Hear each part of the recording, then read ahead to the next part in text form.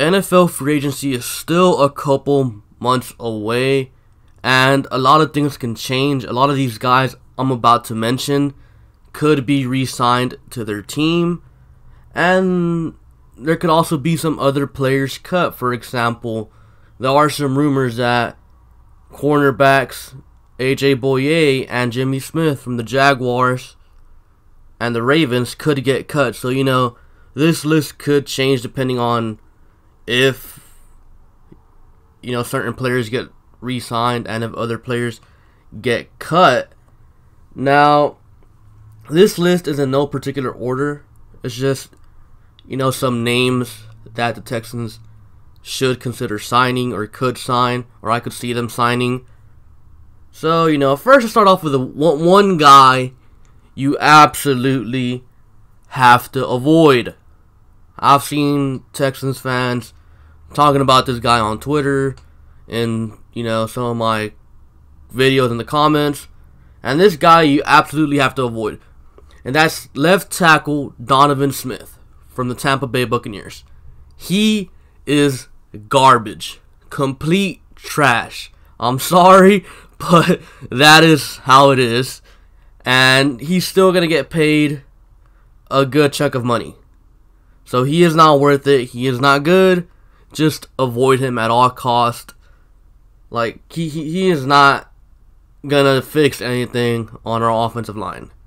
He's just going to make things worse. He's a bad player, and then you're going to be paying for him a good chunk of money. Just not worth it. Okay. And the next guy on my list, I was leaning towards kind of avoiding this guy too. But, sometimes a change of scenery can, do wonders for a player. And the guy I'm talking about is Jason Verrett, corner for the Chargers. The guy, without a doubt, is a shutdown corner. He is amazing. The problem with him, well, if you think Will Fuller's injury prone, then you better make up a new word for this guy. Because Jason Verrett is even more injury prone than Will Fuller.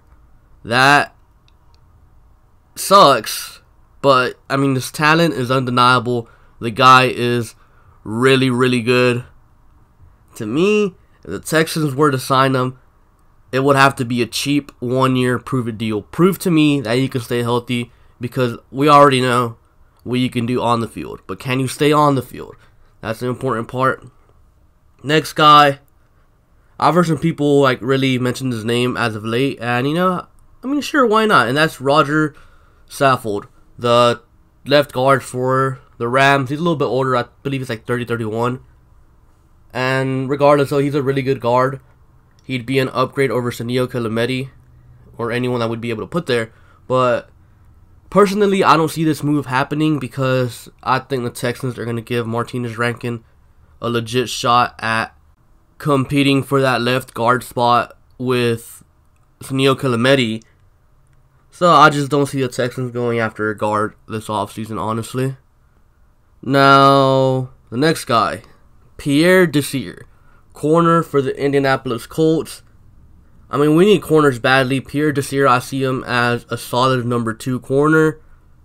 That's about it with him. The only, questionable thing to me with him is he hasn't been good until this season, so it might have just been a 1-year thing that he performed well, or it could only be that he only played well because of Indy's scheme. Personally, I probably wouldn't pick this guy up because you just don't know with some of these players that have only had one good year in their careers. So, but I wouldn't be too mad if they did pick him up as long as it was for the right price. This guy, I could probably see him being worth a $5-6 million, but I'm pretty sure Indy re-signs him because Indy has a bunch of cap space. Next guy. Okay, look, I know a lot of people are going to say, what about Le'Veon Bell? The Texans aren't signing Le'Veon Bell. Too much money. It's just too much. But what I could see them doing is possibly bringing in Mark Ingram, running back for the Saints. If you bring in Mark Ingram, it doesn't mean you get rid of Lamar Miller. No. You keep them both and you have a deadly 1-2 combo. But I don't see it because I just don't see the Texans forking out like 11, 12 million plus to the running back position. And that's just counting Lamar Miller and what would be Mark Ingram. That's not counting, the little extra money you're giving to Foreman and like whatever other running back you have on the roster. Next guy, and this guy, like it's not a big name, and I don't really think it's that big of a position of need. And honestly, this wouldn't even be a need at all if the Texans knew how to use their players at all. Talking about you, Romeo Cornell. Anyways, the guy I'm talking about is Henry Anderson, interior defensive lineman for the Jets. The guy, he brings pressure from the inside. If you watch that Jets game against the Texans, this is the guy that sacked Deshaun Watson 3 times. On the season, he had 7 sacks. Yeah, most of those sacks came against us. But still, when you're playing defensive lineman from the interior spot, you have to be able to get pressure on the quarterback, push the pocket. And this is something Henry Anderson can do. And the reason I say, Texans need this, but it's not a huge need, is because the Texans could easily do this with J.J. Watt. Just put J.J. Watt on the inside. Let Whitney Mercilus be an edge rusher. But for some reason, I've been saying this the whole, past 2 months. Romeo Cornell's too stubborn to, even do this. So why not bring in a defensive lineman that can push the pocket and make life easier for Jadeveon Clowney and J.J. Watt? Because these run-stopping defensive linemen, yeah, they're good. Like the Brandon Dunn, the obviously DJ Reader. They're good, but they don't really push the pocket. And, it makes it really easy for the quarterback to just step up into the pocket and, complete easy passes. Okay, the next guy, Philip Dorsett, wide receiver for the New England Patriots. Look, the Texans have their 3 starters, and they're all very, very, very, very good. DeAndre, best wide receiver in the league, without a doubt. Will Fuller, really good wide receiver. Everybody knows that. He can't stay healthy, though. Kiki, he's going to be amazing. Will he be able to stay healthy, though? Probably, because Kiki was never injury-prone in college. But Will Fuller, we need someone that can do what Will Fuller does. And honestly, there's probably only 2 other players, maybe 3 other players in the NFL that can do what Will Fuller does. And that's, Tyreek Hill, maybe Brandon Cooks, and Deshaun Jackson. Everyone else, they're not as dangerous as Will Fuller. You're not gonna find a legitimate backup to Will Fuller that can do what Will Fuller does, because if you did, if there are some out there, they're starting on other teams and they're very valuable.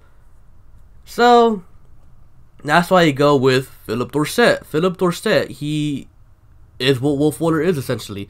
A deep threat. He doesn't have, the hands like Will Fuller does now. He's not as good as a route runner as Will Fuller, but he can get the job done as that deep threat. He can run short routes, but he can't do all the other stuff that Will Fuller does. So that's why I think Philip Dorsett could fit into this offense. Simply be a backup to Will Fuller. You're not going to pay him much, probably at most $4 million. Instead of going for a Deshaun Jackson who you're going to pay $10 million, why would you pay a backup $10 million, Or say a John Brown, probably pay him $8 million. If you're going to get a backup, you got to get a backup that you're not paying much to. So that's why I would like Philip Dorsett to come here. And I can honestly see Philip Dorsett being a target for the Texans, because it's kind of been known for a while that the Texans have been wanting Philip Dorsett. and this goes back to 2015, I believe, when Philip Dorsett was drafted. The Texans were actually trying to trade up back into the first round to pick up Philip Dorsett. And then just this past offseason, when we traded for Demaryius Thomas, it was like, leaked, that the Texans were also in pursuit of Philip Dorsett, but that deal never got done. So, I could see Philip Dorsett being a potential target for the Texans, just for a backup to Will Fuller. Next guy. Steven Nelson, corner for the Chiefs. This guy, I see him as a legit number 2 corner. That's about it. I mean, he's solid. He does everything pretty well. I don't see him being a number 1, but I mean, we also need a number 2 corner. So, I mean, why not target another corner or target a corner in free agency? Next guy, Ronald Darby. Darby is hurt right now, so that sucks. He tore his ACL, want to say early to mid-November. So he is hurt. He probably won't be here for the off-season stuff, like training camp, OTAs, and all that stuff. But I'm pretty sure he will be available week 1. Now, the thing I like about Darby is, 1, he can be a number 1 corner. But I don't see him being, a legit shutdown number 1 corner, like, per se a Jalen Ramsey, a Pat Pete. But, he would do a good job at the number 1 corner spot. He's fast, shifty, and quick. The reason why I want him is because of those traits. He's probably a better man corner, in my opinion, than the zone corner. But the reason I want him is the Texans have a T.Y. Hilton problem. They're going to be playing against T.Y. Hilton 2, maybe 3 times a year if they meet him in the playoffs. They need someone who can, match up against T.Y. Hilton.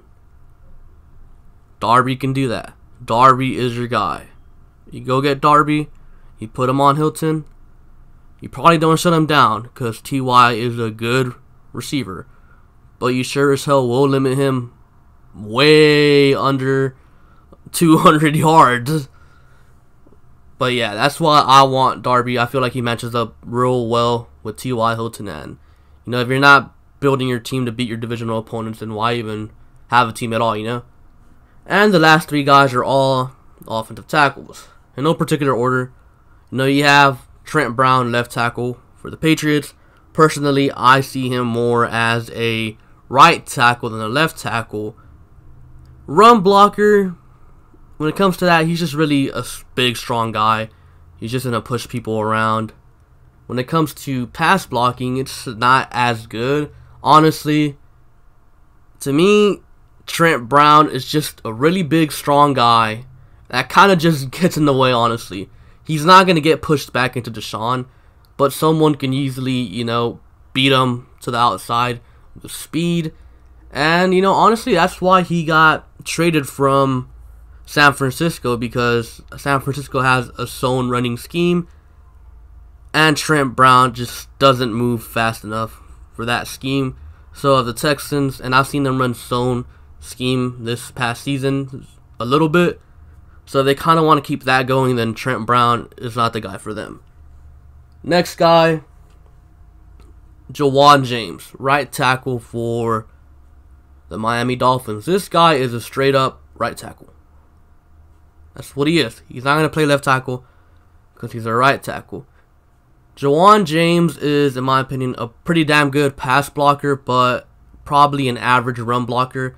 That's all there really is to him. I mean, if we got him, I wouldn't be upset at it at all. I mean, he's a huge upgrade over Kendall Lamb. And the last guy, Darrell Williams, right tackle for the Panthers. Last season, he was a second team all... Well, 2 years ago, he was a second team All-Pro. This last season, he was hurt. So if there is one problem with Darrell Williams, is he is coming off an injury. But nonetheless, in my opinion, he's probably the best offensive tackle available, or that could be available in free agency. So if we could get him, he would be my option. Not only is he a good run blocker and a pass blocker, but he also has experience blocking for Cam Newton, and Cam Newton, as we all know, is a mobile quarterback. Deshaun Watson is also a mobile quarterback, who could get out of the pocket and, do all sorts of stuff. So this guy knows how to react whenever Deshaun is, kind of getting out of the pocket and scrambling around back there. He won't get in the way of Deshaun because he has experience blocking for Cam Newton. And I could see this guy being available because the Panthers found another right tackle that they had drafted a couple years prior. So, maybe they let Darrell Williams walk and hit free agency. Again, preferably, to me, Darrell Williams, Jawan James, and then Trent Brown. I wouldn't mind either because, in my opinion, all of them are better than Kendall Lamb. But obviously, everything has to be for the right price. So that's all I really have for you guys for today. As players get re-signed, players get cut, I probably will update the list later on. But as of right now, these are the guys I would target, or I could see the Texans possibly targeting. Anyways, that's all I have for you guys for today. Be sure to like, comment, and subscribe. Thank you for watching, and I'll catch you guys later. Peace.